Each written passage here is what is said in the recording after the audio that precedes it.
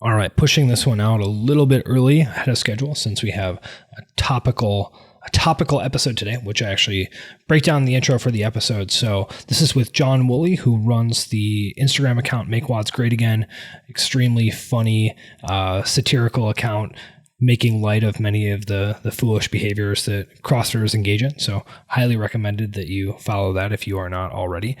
And this isn't really an interview. It isn't really a debate. It's just kind of a discussion on a challenging issue that a lot of gyms are facing as we attempt to reopen during this COVID-19 situation. So enjoy.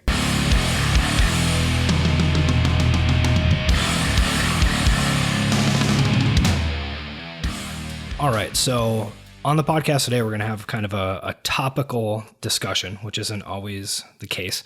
But I recently wrote an op-ed for the Morning Chalk Up, which is a relatively prominent CrossFit newsletter about my gym not being an essential business, right? And within the CrossFit community, for those who aren't part of the various Facebook groups or newsletters or aren't paying attention to the world of fitness during these times, there's a lot of kind of back and forth right now about whether or not gyms should be considered essential businesses during the reopening phases of different states, right? And so my gym is located in Chicago, and we are not considered an essential business. We have a lot of restrictions on when we can and can't potentially reopen. We actually still don't have exact details on when we'll be able to do that in Chicago.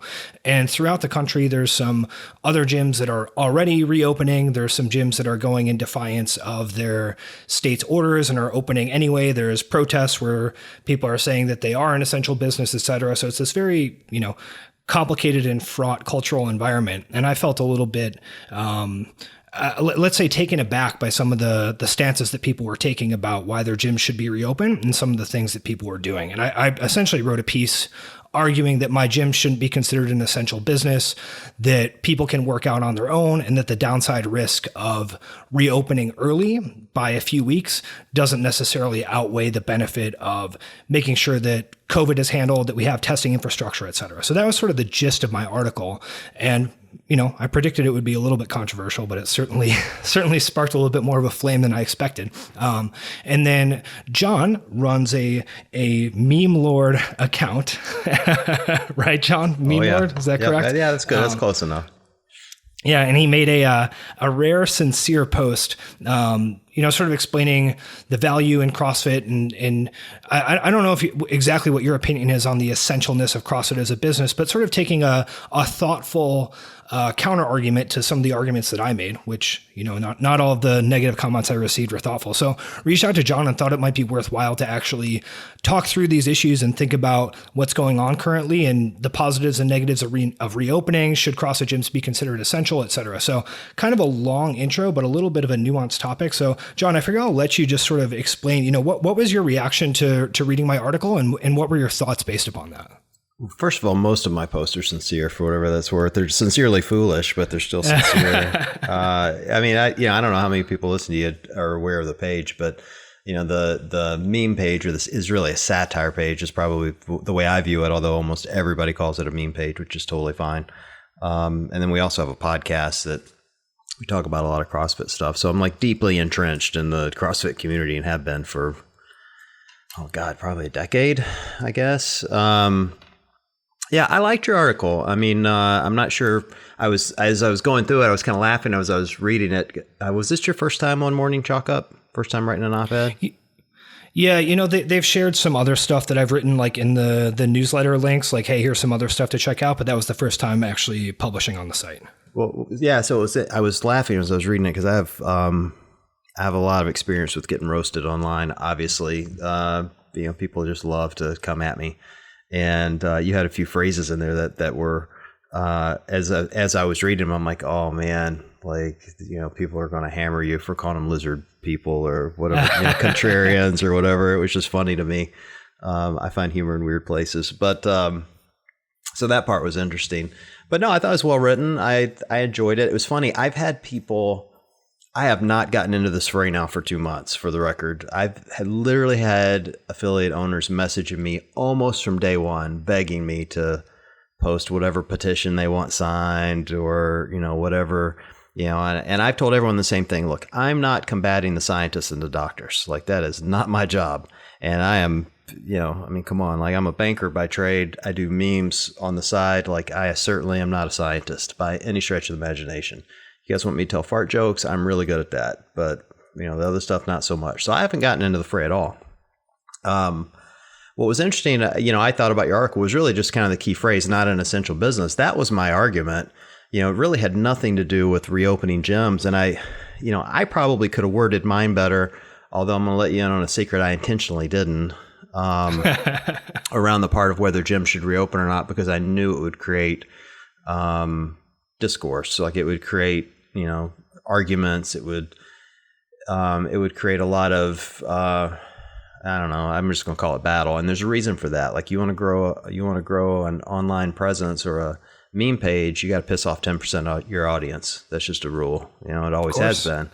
So I didn't take a hardline position whether they should or shouldn't reopen, although I did say something along the lines of, we can debate it separately and, let the doctors and scientists figure it out for us. And I still have that position. Our gyms are reopening here next week, actually, but I realize that Cleveland is a, much different stage of the pandemic than, Chicago or New York or, some of these larger metropolitan areas where people basically would just live on top of each other. We have a lot more space. So it's a different environment here. But the essential piece I thought was really critical for me because I've believed for some time that we've been in a pandemic, that we've been in, this, chronic disease of obesity for years. And I do see real inequality between what the government has deemed as essential businesses and the fact that they've said all these CrossFit gyms are not. And I'll tell you why, like for a couple of reasons. I have 2 daughters, they're young, and they work jobs, and one works in an ice cream shop. Guess what business is considered essential? The ice cream shop. That's literally all they serve. Custard, to be exact, but it's really good custard. And for the record, I eat it. I love it. It's fantastic. But they're serving sugar all day long, every day through this entire pandemic. Yet my gym down the street that's helping people lose weight and, control chronic disease and, stave it off has been considered non-essential for this same amount of time. And just personally, I posted a kind of a follow-up on the page a few days later, the story of my mom and dad. My parents are in their mid-70s, dad's 76, mom's 75. And about, I want to say it was 8 months ago or so, my mom, she actually didn't call me, my sister did, to tell me that my mom had been diagnosed with type 2 diabetes. Now, she'd gotten it or, developed it from years of inactivity and poor diet. She was overweight and out of shape. It's really kind of that simple. And for those of you, I'm from the South, so I don't know if you've ever been in the South, but they have really good sweet tea. I blame the sweet tea and biscuits. And this had been her life, and she was humiliated. Like she was, because she knew like I was really into fitness and CrossFit and proper diet and blah, blah, blah, blah, blah. And, she didn't even want to tell me. And she goes to her doctor, and her doctor goes, you need to lose some weight. And he put her on the federal guidelines, their food pyramid, which we can debate that separately, and then gave her meds and said, you'll be on these meds for the rest of your life. You'll never come off of them. That was his diagnosis. And so, I'm talking to her about it. I'm like, Mom, that's just not, it's not true. Like, it's reversible. You can get rid of type 2 diabetes, but you have to start exercising. You got to lose some weight. And so my dad, who's stubborn as hell, goes down to the local CrossFit that I've been to several times and talked to the owner, who happens to be a nurse, by the way. And he joined and started CrossFit. And my mom I turned my mom on to the CrossFit at home workouts from YouTube. And she started working out at home because bluntly, she is too embarrassed to work out in front of anybody else. So she started doing all those workouts that everybody makes fun of, picking up the kitty litter and doing broom snatches and the water jugs. Yes, the water jugs, the whole deal. And she went on what I'm going to call here the CrossFit diet. Most people don't even realize that CrossFit has an entire nutrition page. And if you actually go to their website, the irony of this is like literally the first tab on their website is CrossFit Essentials. So that's the word. And when you click the word essentials, the first thing it goes to is CrossFit is a exercise and diet based program. And then it explains the diet, which is, Glassman's, nuts, seeds, meat, little, no sugar, little starch, fruits, veggies, that sort of thing. And so she went on that diet. Within 60 days, she was off the meds, went back to her doctor, got retested, off the meds, just like that. And to date, they've both lost, I want to say they've lost 45 pounds plus. Dad went from like a 42-inch waist down to a 38, and he wants to do rope climbs now like an idiot. And, he's lifting weights and loving life in the CrossFit gym, And for the record, he stayed out of the gym for the last 2 months due to the pandemic. He's not been back. They closed like everybody else. And, he stubbornly, for the record, quit going when we told him to.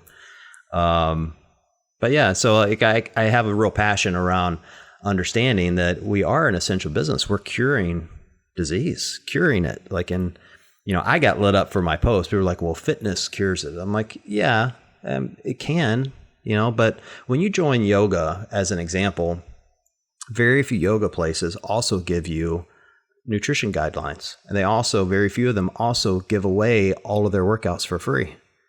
CrossFit does all of that.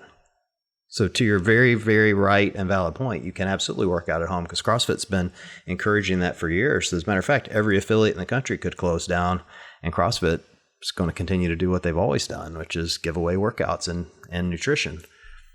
But for me, it was all about, we're sitting here valuing, as we should, the life of the people affected by the pandemic, and it's tragic. It's 350,000 people worldwide have died so far. That's a crazy number when you say it out loud. And it's, I've had friends that have been affected by it and have gotten it, and it's terrible. It's a terrible infectious disease. 300,000 people are going to die this year due to obesity. Over 3 million are going to die worldwide due to inactivity. So what's the real debate? Is it the speed of death or the method in which they die? Because they're going to die due to inactivity and, poor diet. And I think CrossFit can cure that. And so I look at it and go, all right, let's balance it out and say, we're shutting it down, but we're letting some of the businesses stay open that are bluntly are killing these people, killing them, and I understand why. There's money behind it. Like, I get it. But, I just think there could be a more thoughtful approach, which was really kind of my point to it, is that, I'm not saying we go back to business as usual and that we all run around bathing in chalk and sweating on each other and high-fiving and slapping asses. I think we're going to have to reduce class size significantly. And in some places like Chicago, maybe we don't reopen at all. It's hard to say, but, to just say across the country, all CrossFits have to close is I don't think that's safe. That's kind of my long story. Sorry, that was really long. I don't talk this long on my own podcast. Oh, that's great. Love it. So that was it. So I wasn't trying to be confrontational or like blowing the world up. Like, I just look at it and go, man, like, I do numbers for a living. I'm a banker, right? So I have to see the math and everything. And I belong to a small gym here in Cleveland. It's owned by the Panchik twins. So, I'm around like elite athletes all the time. It's a small gym though, dude. We have a small space too, I might add. That plays Cliffside? Yeah. And, we have like 60 members. Maybe 80. I'm going to give them the benefit of the doubt and we'll call it 80, but I think it's 60, right? So our class sizes are typically 10 people or less, almost always, with the exception of Saturdays when you do partner workouts. But every other class is 10 people or less, right? So do the math. So you've got 4 coaches total, 3 of which live together, I might add. So, or 2 of them live together. So, they have a lot of close contact. So you got like 4 coaches, maybe 5, and you've got these 60 members in classes of 10. And you can start doing the math of how many, but it's the same 60 people. It's not a difference. So you've got those 60 people coming in close contact, now going out into the world, talking to other people. So statistically speaking, they say one person who has it or is infected will infect 2.5 other people. That's the average, right? So now I'm looking down the street from me. I have this Chick-fil-A. It's down the street from me, and it's awesome, by the way. If you haven't been to Chick-fil-A, go to Chick-fil-A. But they're an essential business, and for the record, they sell salads too. So you don't have to just buy their fried chicken and ice cream, but that stuff's good.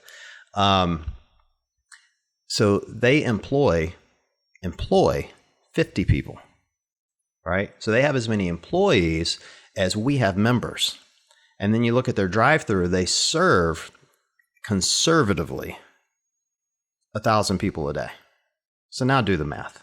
Who has a much better and by the way, they're handling food, right? So who has a much better chance of infecting the public, but it's considered essential? And by the way, they are selling products that are not good for you. Or who's less likely? And then go who's closed. And then do the math on it. Why? It's money. Like, I get it. Like, I pay taxes. I know who also is paying a lot of taxes, Chick-fil-A. And I love Chick-fil-A. This isn't a bash on them. Like, I think they're a good company. I just, I'm just looking at I don't want to call it fairness necessarily, but, I look at it and go, who's doing more public good? It's us. Who's closed down? It's us. That feels wrong to me. Just feels wrong, So, Again, long rant. Sorry. No, totally. And I think that, partially why I wanted to have this conversation is just because I think that we probably agree on more than one would think at, first pass, just by looking at comments on the internet, et cetera. And, not to sort of get into a pedantic discussion of the word essential, but I think that a lot of the disagreement on this issue also has to do with just different definitions of essential, right? That this is sort of like in this case, essential is kind of like a reserved word where it doesn't necessarily mean what it means in like colloquial speech. The same way that, we might look at a personality trait like agreeableness or conscientiousness or neuroticism or something, which in the Big Five personality model, like as discussed in an academic paper, it doesn't mean the same thing as saying like, oh, that's a conscientious person or that's a neurotic person, right? It's like a reserved word with a slightly different meaning. And I think the same thing with something like moral hazard, right? In economics term, someone might think if they're just sort of reading something and it talks about moral hazard, they might think it means someone, cooking the books, like, oh yeah, they're sort of fudging their numbers on their accounting, but actually moral hazard is like a very specific term, meaning you're sort of like playing with money where the downside risk is not yours. Right. So if you know that if you make a bunch of bad investments and the federal government is going to bail you out, so you feel free to just kind of like recklessly take on a bunch of risk that you're not liable for, that's moral hazard. And it doesn't necessarily mean what people might mean if they say the words moral hazard in like a more colloquial sense. Right. So I think that part of the disagreement surrounding essential is potentially related to those terms. So, in sort of like a big picture sense, I totally agree with you in the idea that like, okay, which is a net benefit to society, CrossFit gyms or Chick-fil-A? And it's like, well, it's obviously CrossFit gyms, right? And that I don't think there's too many people listening to this podcast who would disagree with that. I am a little bit, I don't agree with you in terms of money being the primary reason why a business like Chick-fil-A would be allowed to operate, and a business like CrossFit wouldn't, though. I think that if you're making designations for what kinds of businesses are essential or not, from a regulatory perspective, you kind of have to have bright lines, right? And I think that anytime you have bright lines like that, there's going to be a lot of things that are on the wrong side of them. And a lot of the complaints that people have, I think, are valid. But I mean, especially as someone who owns a gym that manages, a few hundred people, not many tens of thousands of people, if you have a lot of like exceptions and ways that people can kind of mess around with stuff, you just get a lot more problems than you solve. So it's sometimes better to just say, okay, these are the rules, here's how it works, right? And so I think that if you're a regulator, you have to say, okay, restaurants need to be open because a lot of people rely on restaurants in order to eat, right? People who are essential workers who are continuing to go to work, people who don't have the ability to cook for themselves, et cetera, right? There's a lot of people who are essentially going to need to eat, so we can't close restaurants across the board. Are we going to then go through and litigate which restaurants can and can't be open? I don't think so. You're just going to say restaurants are essential, they're open. Gyms, if we close the gyms, what happens? People work out from home for a few weeks to a few months. Okay, gyms are not essential. People can sort of get by for the course of a pandemic until we figure out some sort of strategy to reopen, and they're going to be okay. So to me, that's like a very reasonable calculation to make, right? During the reopening process, then it gets more complicated. What's the trade-off? At what point do you start to actually impact the long-term health of individuals who would otherwise be training? At what point do you lay down an economic burden upon small businesses that they can't recover from? And by attempting to shut down or, shut down certain sectors of business during the course of a pandemic, you actually make it so, guess what? Now there are no more small businesses that are gyms. There are no more small businesses that are restaurants. That basically everything that sort of defined the culture of a certain area or, enabled a certain number of families to exist are all just flat out gone. I mean, that's a different, more difficult trade-off conversation to have. But I don't know, in terms of essentialness, in a reserved word sense, it makes sense to me to say restaurants are essential. Anything where you can work out from home, like you guys don't need to go somewhere. What are your thoughts on that? I think every moment that someone can't get into the gym, you're giving them a nail closer to their coffin. I mean, I know it sounds extremely extreme, and it is. I get that because you can't visually see it. You can't visually see that when someone's inactive, that they're killing themselves. People don't view it that way, but they are. They're absolutely killing. And the longer they stay inactive, the more they're likely to stay inactive. That's the thing.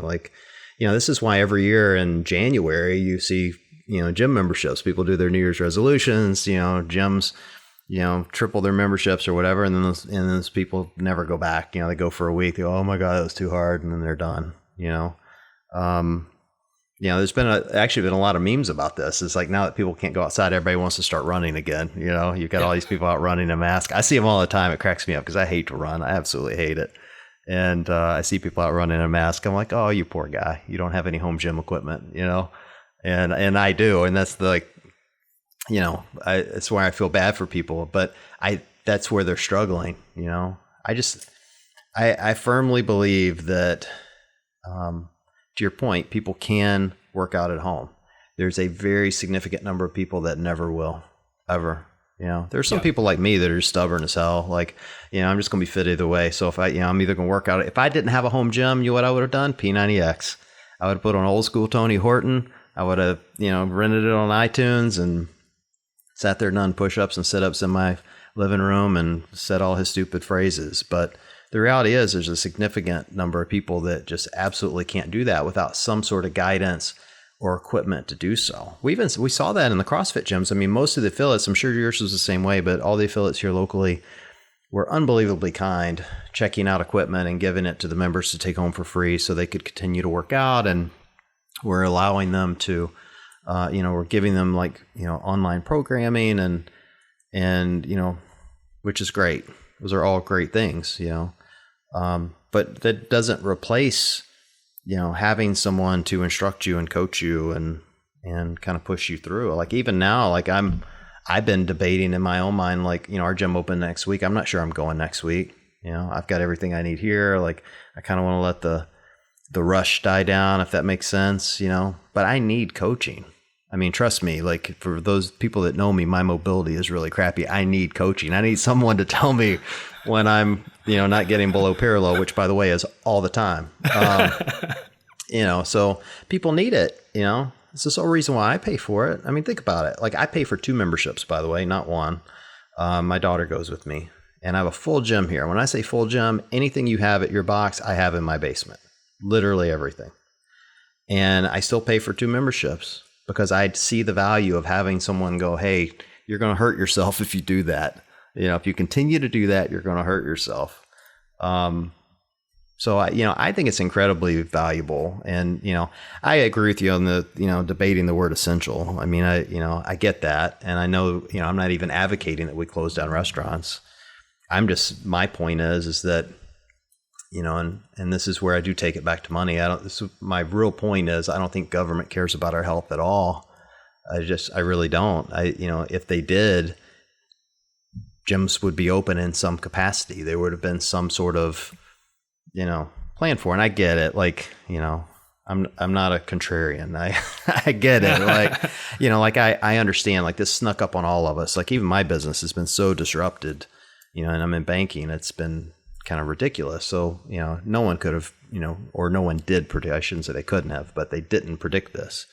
So I get all that, but I think we have to start viewing our gyms as we are essential to people's lives. Like we truly change people's lives in a way that makes them live longer and better and healthier lives that wouldn't survive otherwise. We just don't see it because the lens is so much longer. It's like, someone gets COVID and they get it bad enough, which, it's pretty bad regardless. But, if you're in one of those health risk areas, you're dead in a couple of weeks. If you get obesity, you could be dead in 30 years. That's the difference, right? But, could you have lived 50? Maybe, and that's not even to say the cost of obesity on the healthcare system. Like you're paying for it. You personally are paying for it. So am I. Like it's an absolutely ridiculous amount of money. Like when you really start thinking about it and looking into it, I forget the number. I looked it up the other day and I can't remember the number, but it was a staggering amount of money. And the reason I don't remember the number was like a 2008 study. So it's been over a decade now. But it was like in the billions that, obese people put, extra cost into the healthcare system. And so through this whole COVID thing, we've been talking about, the alcohol thing. So this is a good analogy. Like, I don't want to close liquor stores because I understand, and I think this was in your article, like people get DTs and they're going to go to the hospital during a time where we need hospitals free. Like I get that. So we got to keep them open. But then you start, by that same token, this chronic disease and obesity that's caused by inactivity and poor diet is funneling millions of people into the hospitals every year and billions of dollars that it's costing us personally as taxpayers, and I'm not trying to fat shame. Like I want to be sympathetic to it because not everyone can control it, but a lot of them can control it. I mean, I control it. My parents are now controlling it. Like people think I've just got like a high metabolism. I mean, come on. I work out an hour, 2 hours a day sometimes. Like I don't have a high metabolism. I mean, I might now, but I worked for it, and so that's why I say why I'm so passionate about us being essential, because it's so much bigger than we're going to get past this pandemic and hopefully have learned our lesson and fix it. But I'm convinced we'll get past it and no one will be addressing this, or very few people other than maybe Glassman, who's super passionate about it. And we have to fix it, and we can only fix it in our local communities. Yeah, I think the point you're making there is super salient, just about the idea of the number of chronic health problems that are, essentially endemic to our society that we don't necessarily see or think about just because it is the way it is, right? And if we actually stop and consider, okay, how many people are on a daily basis negatively affected by these chronic diseases that are potentially related to, lack of exercise and a food environment that's, not ideal for human beings to live long and prosper, right? That's just, it's staggering. You can put it in terms of lives lost. You can put it in terms of, some sort of quality life years impacted. You can put it in terms of cost to individuals, in terms of the, economic impact on them relative to how much they can work or do whatever. You can put it in terms of the actual cost to individuals, in terms of the costs incurred, going through the healthcare system. You can put it in terms of the cost to companies and health insurance. Like all these things are just absolutely staggering when you start to think about it. And to your point as well, it's how do we actually fix this? Well, it's some combination of top-down regulation potentially, I don't know, or is it, actually taking action in our local community, which each of us can actually do. So that's, to me, that as a gym owner, that's certainly something that I'm thinking about. Is like, okay, what role can I actually play in my community to potentially do something about this? Go ahead. Well, I complained directly to Glassman about this. Would have been back maybe a year ago, April, and they do a really good job of pushing out nutrition stuff. But where I think most gyms fail their members is they onboard people. They do a great 2-week onboard on ramp. Here's how you do handstand push-ups. Here's how you do a deadlift. Here's stuff you're never going to be able to do, like Fran.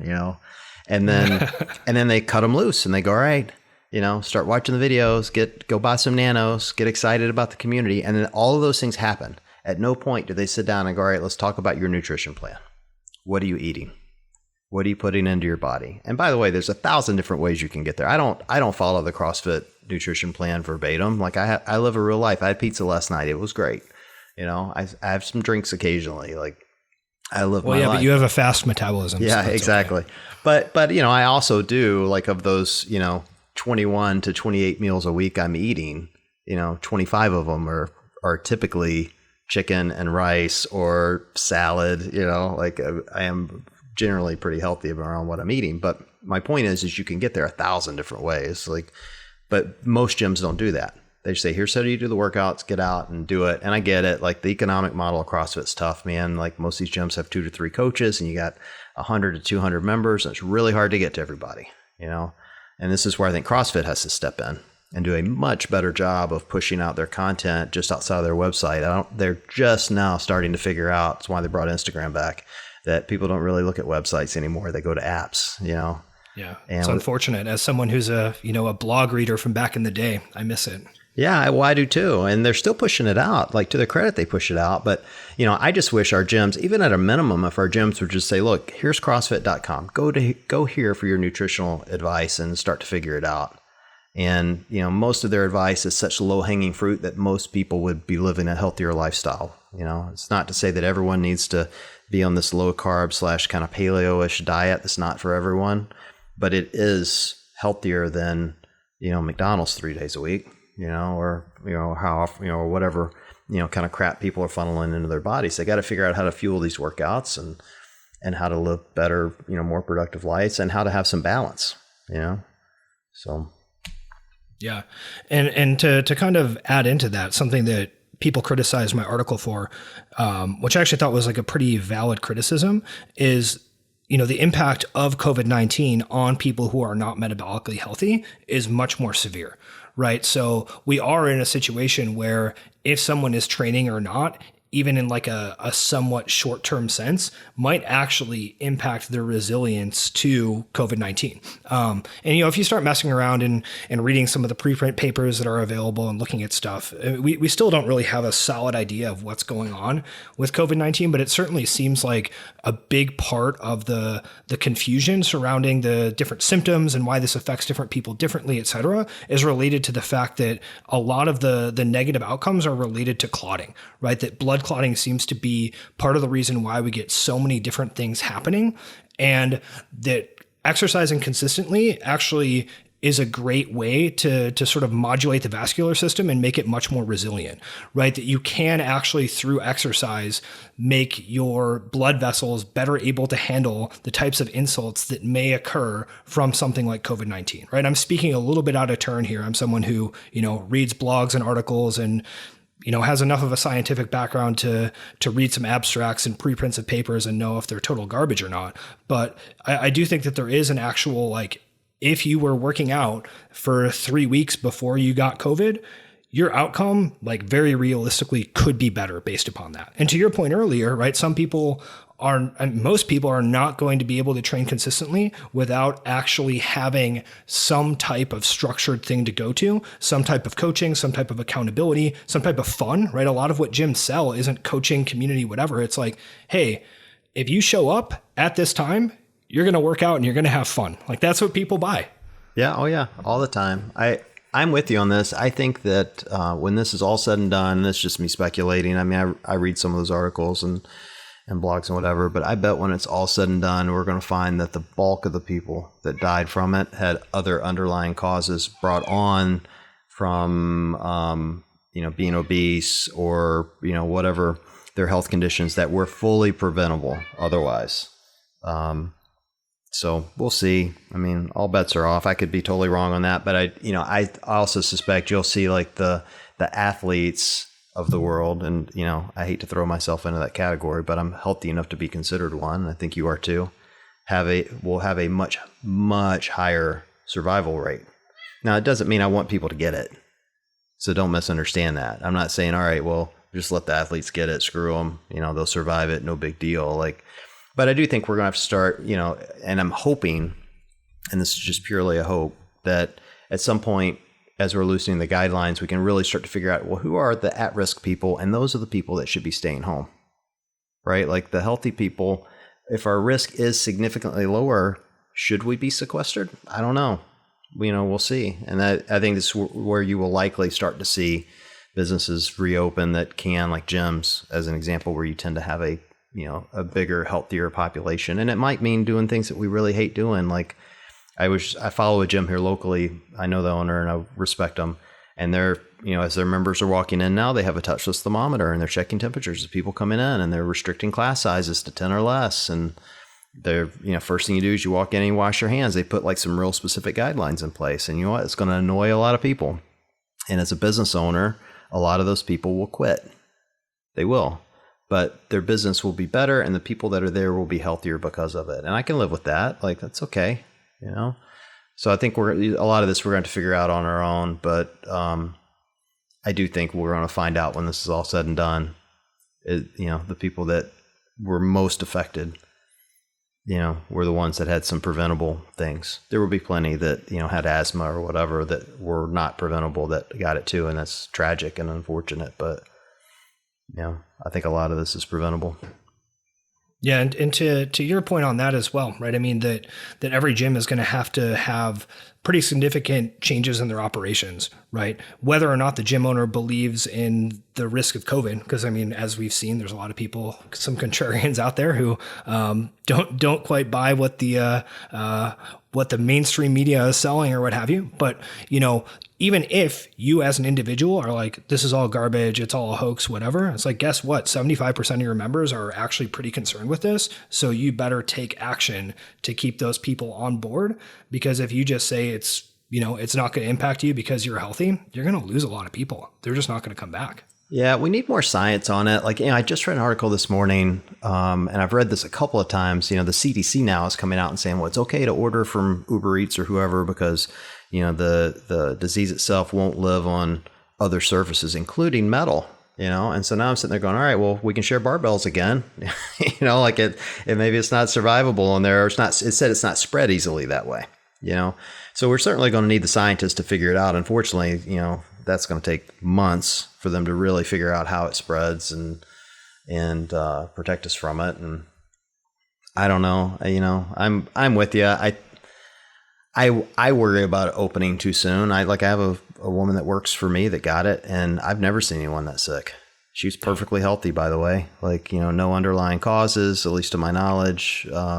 Sickest I've ever seen anyone. I was worried as hell she wasn't going to survive it. It's a scary disease. Don't let anybody tell you otherwise. I'm certainly not downplaying it in any capacity, but by the same token, she's one of 100 that work for me, and the 6 or 7 that work for her came out of it perfectly clear, tested negative, the whole deal. So we need the scientists to tell us how infectious is it really, figure out how quick we can reopen and get us back to it, Yeah.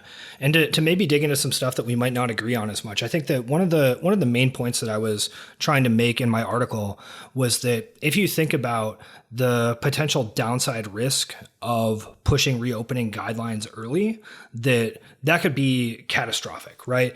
Again, even as someone who doesn't necessarily buy the consensus story on just how dangerous COVID is, even if you're skeptical of all that, I think it's a little bit short-sighted to say, okay, well, our choice is either go back to normal or be locked down, right? Because even if the government were to say, hey, guess what? Gyms can open, you can have classes of 35 people can spit in each other's mouths and, drink each other's sweat, have at it, whatever, right? That's not the choice. People aren't going to go back to just behaving normally. To your point, you're someone who's like, you know what, I'm a little bit cautious about this. There's a lot of people who are going to be in that boat, and it's not like restrictions are lifted and everything just becomes exactly the way it was. And I think that the real potential danger to a lot of gyms from a business perspective, and I'm speaking for myself as well, and sort of understanding the dynamics of a lot of CrossFit gyms, like you said, they're relatively low margin businesses. And it's super painful, but we can actually handle being shut down for a few months. We were able to secure a paycheck protection loan, and that certainly floats us for a little while and gets some cash into our employees' pockets. And it's like, you know what, this sucks and this is brutal, but if we reopen sometime end of June, July, like painful, but we made it. If come October, there's a rebounding wave of infections, things start spreading again, there's another round of lockdowns, like that's potentially fatal. I don't see us being able to survive another round of lockdowns. And so my thought process related to what should and shouldn't be considered essential is like, okay, what is the way that we can minimize the risk of a second wave of shutdowns the most? How long do we actually need to be able to develop some sort of reasonable testing capacity? So to your point earlier, we can actually make informed decisions about how many people in the population as a whole actually have this disease. And then based upon that, what is the risk of getting a group of 10 people together, right? What is the risk of this social network of 60, 100, 300 people all coming into the same place and then going back to their other networks? What do the actual numbers look like? How risky is it to put these people together? And I think that if we don't have the infrastructure in place to be testing at the level to kind of make those decisions, then it doesn't necessarily make sense to me to start pushing for reopening, because I think the downside risk of, guess what, you guys are all closed again, or this is a disease that becomes endemic in a way that, something like polio or whatever it was previously, where it's like, oh, you have pockets of COVID and it just like kills a bunch of people and shuts down cities periodically for the rest of our lives. That's not something that I want to see. And that's sort of the argument that I was trying to make as to why it might be irresponsible for gym owners to be pushing to reopen, 2 weeks early compared to what their state officials are telling them to do. Yeah, well, I wasn't pushing to reopen early. I mean, I'll repeat that. For me, it was about the essentialness of the business, but I don't think we completely disagree on it. I would leave that up to state and local authorities to tell us, what this looks like in each community. You've got risk everywhere, every time you step out of the house in some capacity. Like you live in Chicago, dude, you got a risk of getting shot every time you walk outside the door. So, you got plenty of risk where you live, to say that we should shut down all gyms when someone lives in I'll interrupt you quickly and tell you that the first night of shelter in place went into effect in Chicago. Someone was killed literally right outside of my apartment. I was like, well, this is welcome to Chicago. Yeah. Well, I mean, and that's the reality in some of the bigger metropolitan areas. That's kind of exactly the point. It's not, really fair to say that every gym should be treated the same. Like you've got these gyms in Wyoming where you could fire a gun off and not hit a soul, anywhere in the city. Like it's just, like the demographics are just wildly different. I'll use my dad as an example. Like his gym, I live in Ohio. Our governor was extremely cautious, and I think has done a pretty good job through this, and started closing businesses really, really early, and we're just now starting to see things open back up. We're not as big a, demographic as you guys are. So I'm sure we're going to open up before you, but, not wildly before you. Mississippi opened, 2 or 3 weeks ago. The gyms reopened. But you got to keep in mind, like my dad lives in a city of 30,000. That's roughly the same physical size as Cleveland. So, people are spread out. Like you got a lot of space, and you have much, fewer cases than you would in Chicago, where you guys live right on top of each other, and even here in Cleveland in some cases. So, I don't want to rush to reopen, but I think we got to leave that to local neighborhoods to figure that out, at least at a minimum to the governors, and let them figure it out. They seem to be getting it right so far, but I guess time will tell. Yeah, and I think that something that's a little bit nuanced and might be difficult to parse out exactly is, the difference between lobbying for appropriate regulation relative to different types and styles of businesses compared to saying, screw you, we're reopening. Why are you shutting down our gyms? People are unhealthy without them, right? That those aren't necessarily the same thing, because I'm totally on board with what you're saying as well, that, different areas should have entirely different regulations, right? The speed limit shouldn't be the same on every single street in a city, right? The speed limit shouldn't be the same on interstates between different states, because people have different understandings of what is and isn't appropriate.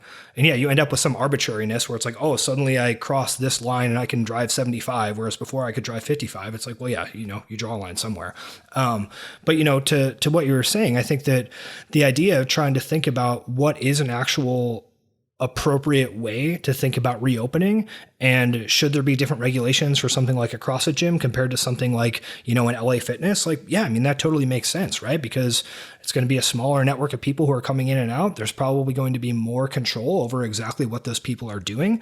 To your point previously, okay, you have a gym where there's like only 60 people who are present at all. So there's only 60 people who are potentially part of that network. So if you think about the actual dynamics of spreading through a network, right? It's not just about how many people are on average infected by one other person. It's about the variance in those events, that actual like super spreader events that, where one person infects 35 people, where one person infects 60 people. And then if you get a network of super spreaders who then actually connect a bunch of other nodes to the network, the math of it can be a little bit counterintuitive, but those outsized events can actually create an outbreak all on their own, even if the overall average spread from individual to individual is relatively low. So from a policy perspective, I'm thinking, okay, how can we actually limit the likelihood of these extreme outlier events, reduce the variance in terms of how much people can potentially spread to others? And, based upon that, what should the regulations then be for an area indoors where relatively healthy people are breathing super heavy and, we're sort of limiting the number of individuals that they can be exposed to? Well, look, I think I'm almost always going to argue for less regulation from the government than more. However, I worked in the restaurant business for years, and a very effective regulation that local cities and states take advantage of is having health inspectors. And health inspectors come in and they literally grade you. And if you score below a certain grade, they close your business. Now, I've been in a lot of CrossFit gyms. I've seen a lot of CrossFit gyms, and some of y'all is nasty. Like some of these gyms are filthy. Now, I've been very fortunate that the gym I go to, these guys take incredible pride in their business, and they keep it clean, and they provide a lot of cleaning supplies for people. And so, I always feel like it's well run in that regard, but there are a lot of CrossFits that aren't. It's cheap cost to entry. There are a lot of them are run by meatheads. You're probably the smartest CrossFitter I've ever met. A lot of them are not so much. The only thing they've ever read is CrossFit Journal or maybe their level 1 handbook, and the gyms are dirty. And so if we're ever going to have a future regulation, maybe that could be it, or something similar where you've got people coming in and inspecting the business and giving you a score and saying, yep, you passed. No, you didn't. And, would that prohibit it? I don't know. But we're certainly, we're doing it like the analogy to a health inspector. When they go into a restaurant, they literally temp the food. They put a thermometer in because they know if food drops below a certain temperature, bacteria grows and it could potentially kill you. Right? Well, how is this any different? If you've got 10 people in a class and no one has washed their hands. And like, I've made this meme before of, you see somebody walk out of the bathroom and they still have chalk on their hands, and you just look at them like, oh, that's disgusting. Like, right. And it's been a joke up until now, but now it's like you come out, you're going to be killing somebody, so, having someone to police that maybe would be a good thing. I don't know. Again, I'm going to leave that up to smarter minds than me to figure it out, but I do think there's a way to do it, and I don't think all gyms should be created equal. I think these CrossFit gyms they're boutique gyms. They're not, now they're bigger in cities like yours, but in most of them in Cleveland have 100 members or less, and 3 or 4 coaches. So it is a different business model than Planet Fitness, for instance. So I don't know. We're certainly not going to solve it here, but I think it's solvable. So the next time this happens, and there probably will be a next time, we don't have to completely lock ourselves inside and never leave the house again. Yeah, I think that's a really insightful point about the way that health inspectors sort of go in and make sure that restaurants are operating to a certain standard, right? And, sort of like you're saying, actually small business ownership has certainly pushed me much further to the libertarian end of the spectrum, since pretty much all of my interactions with the state and local government are just absurd and,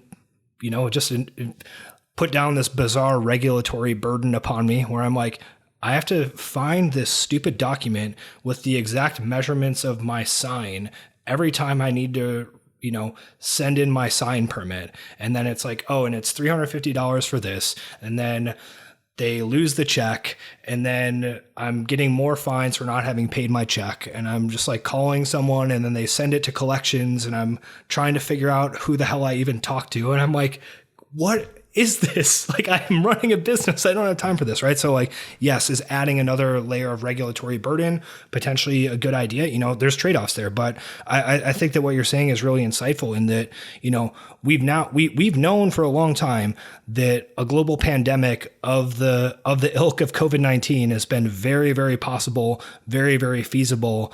And, you know, by whatever random chance of coin flips, we've been able to avoid it. And it is pretty bad. It could be way, way, way worse next time. So actually understanding what is the infrastructure that we would need to have in place to prevent, you know, something like this from spreading as rapidly and to not have catastrophic economic consequences if and when it does. Yeah, maybe it does make sense to say, hey, here's the pandemic playbook. Here's the things that you guys need to have in place. Here's some just sort of like general guidelines that are a good idea to avoid even just the spread of, you know, normal influenza, normal cold viruses, et cetera, which, to your point previously, we don't necessarily think about those things, but you know, those take a pretty catastrophic toll on individuals, on the economy, et cetera, every year, from lost work hours, people who are already sick, dying, all that. So yeah, I don't know what the right call is there, but I think that idea of like, all right, let's figure out how we actually set ourselves up to be more resilient to this in the future. I mean, it's super smart. Yeah. I don't know. I could talk about this stuff for hours. Like it all makes, like, parts of it I get really excited about, you know, there's going to be some change, and there's other parts I'm like, oh man, there's going to be some change. Like, you know, like I'm with you. Like, I'm probably way more libertarian these days too. Like, I own my own business on top of working for a corporation. And I just continue to see that every time the government gets involved, like, you know, it's best intentions, but never really quite works out the way it should. Like, common sense doesn't really come into play, you know? So I'm hopeful for some sort of intervention that will allow us the next time this happens to work through it and continue to help people. And, you know, to my very first point, save lives. I would like to see that come. I don't want to see it at the expense that, you know, besides what I'm guessing are going to be 50% of the CrossFit gyms that close anyway from this. I don't want to see another 25% beyond that close because they can't afford to continue to, you know, jump through hoops for Uncle Sam, you know, which is absolutely. Yeah. The regulatory burden is higher the smaller you are as a business, right? You don't have the infrastructure to deal with it. I think about it. Like, you know, and like the average person that's not a CrossFitter out there is going to like, well, what's the big deal? Well, the big deal is what you're left with is Planet Fitness and, you know, the Globo gyms. And there are people that love those places. So, hey, no offense, you know.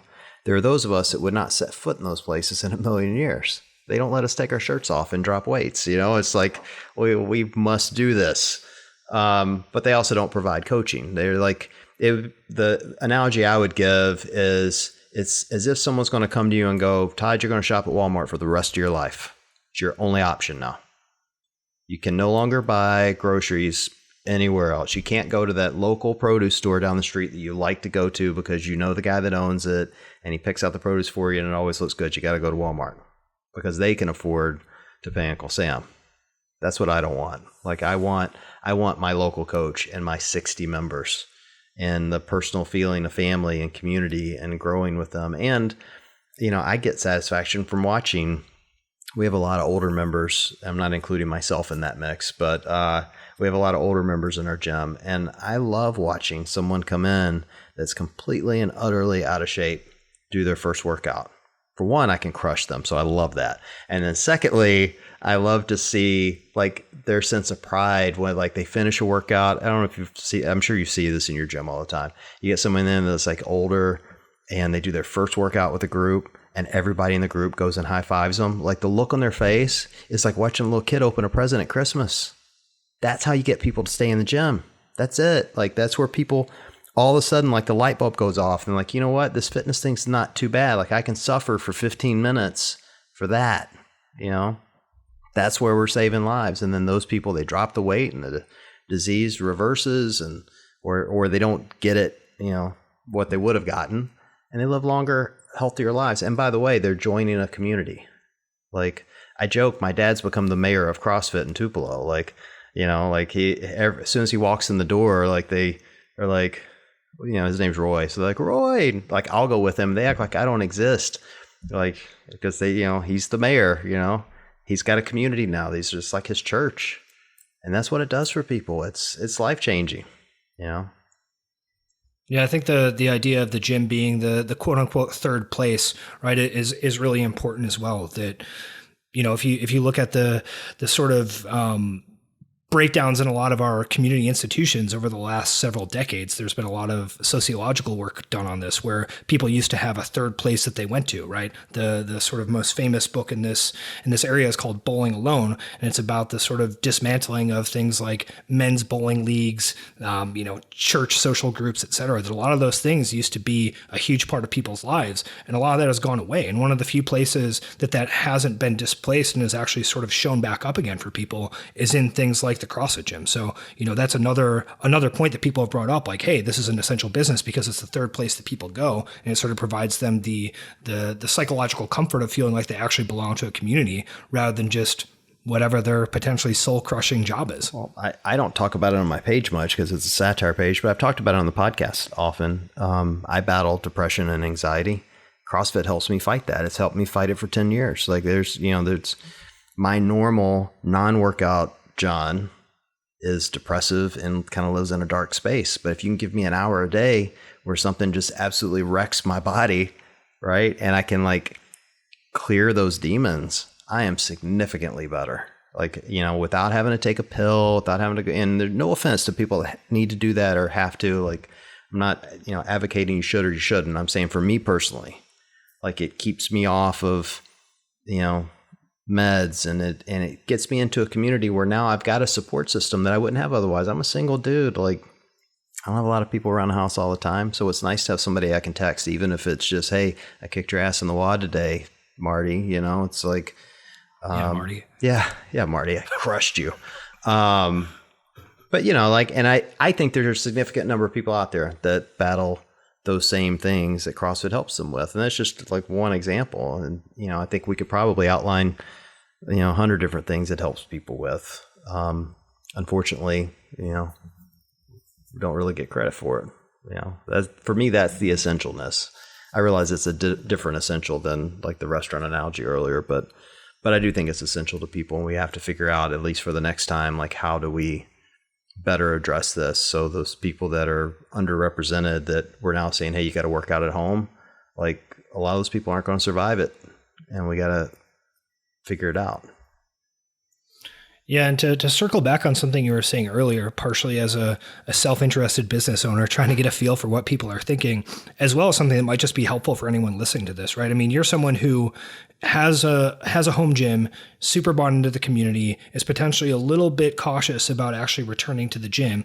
Like you said earlier, a lot of gyms probably aren't going to survive this, right? I think that gyms are going to potentially make it through this shutdown period, but when the number of changes that they have to make to their business model, the way that they have to change acquiring clients, potentially being limited to the number of people who are going to be in the gym, I think a lot of gyms aren't going to see 2021, right? That they're going to make it through the summer, and then sometime this fall, it's going to be like, okay, now you have to start paying back the rent you didn't pay. You have 50 less clients than you had previously. People are afraid to come in. What the hell do you do, right? So for you as a client, what are you thinking about in terms of like, okay, I want to get back in and work out, or I'm a little bit afraid, or I feel comfortable with this, but I'm saving space for someone else? What's your mindset? Well, right now I'm saving space for other people. I'll absolutely go back, but I'm probably a unique case. I have had moments where I'm like, because I have a really nice gym and I'm actually coming out of this fitter than I went in. So I'm like, oh, I could just do this on my own, save the money, and I think there will be some people that do that realize that, I did this math 5 years ago. So here's the counter argument. So about 5 years ago, I decided, I did the math and I'm like, shit, it's $1,800 a year for a membership if you're paying $150 a pop, right? Tell them to raise their rates. Yeah, well, this is Cleveland, man. 150 is enough. So, at $150 a month, that's $1,800 a year. For $1,800, I can build a home gym. And so I did. I went and found a rower online for $300, I might add. I stole that thing, basically, C2 rower. And I got some rubber mats and a rack and a barbell, and I started working out at home. And then I slowly started adding to it. And all told, I probably have, at this point, probably $3,000 to $4,000 worth of gear in the house, some of which has been donated or given to me, but you get the point. And I did that for, several years, or, a year or two, working out on my own.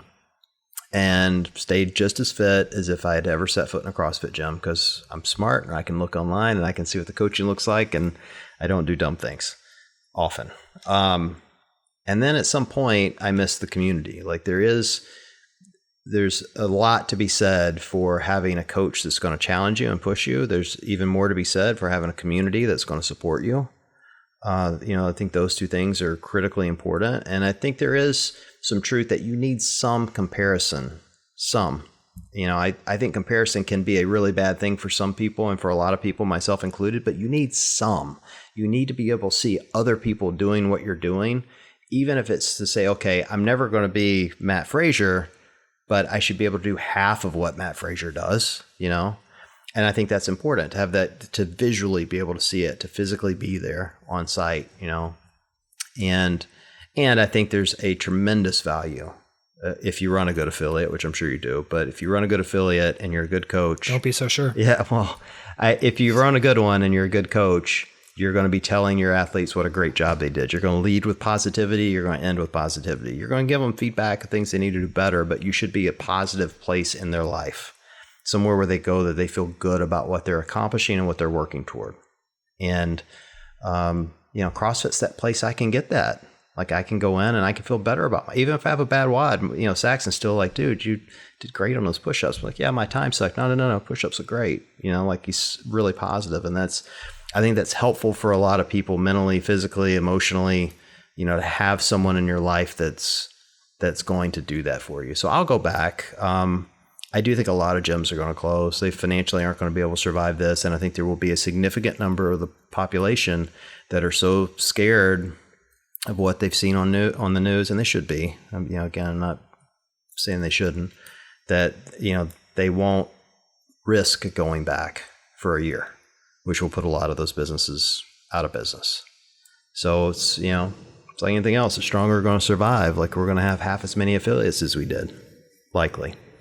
I've continued to pay my membership. I'm going to continue to pay it even when I'm not there. If I don't go back for a couple of weeks, I'll continue to pay both because I want them to stay open, and I'm fortunate enough that I can do that. But I understand that others can't. So it's going to be a tough road for a lot of the affiliates. I feel bad for them. Yeah, absolutely. Same. I mean, I'm one of those affiliates, and like I said, I see us being able to weather, the sort of short term okay, but there's so many question marks about what the next 6, 9, 12 months look like, especially with, what are our landlords going to actually do? Are they going to be willing to work with us or not? If we do end up having to just jack our rates up because we can only have 10 people in the gym at a time, is that something that's going to be sustainable? I mean, those are all questions that we won't know the answer until October. I've been preaching this on my podcast. Nikki calls it my dad advice, but I've been telling everybody, I'm like, all right, you guys all got caught with your pants down. And by the way, no offense to anyone that's like all of a sudden struggling, because who else got caught with their pants down? The airlines. Like we've been in a booming economy. I mean, booming for the last 2.5 years, right? Politics aside, no one can deny that the market has been wildly up, right? Yep. We're 60 days into this and the airlines are folding. Are you kidding me? Like, what have you been doing with all this money? What have you been doing with it? And by the way, CrossFit's no different. Like, my advice to everyone moving forward is like, all right, I hope you learned your lesson. Open a savings account. Start putting money in it for your business. And you need a lot of money in it that can survive a 6-month downturn.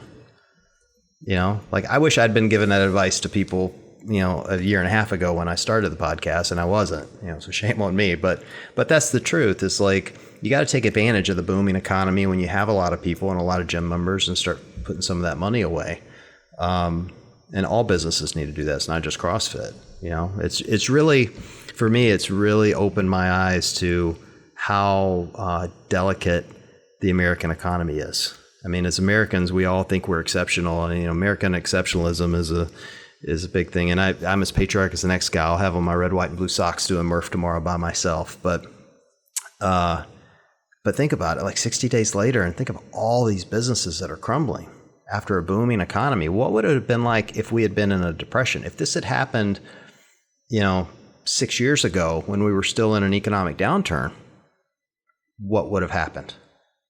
I mean, you literally would have had people, I got to believe, like you would have had people dying from starvation. Like, so.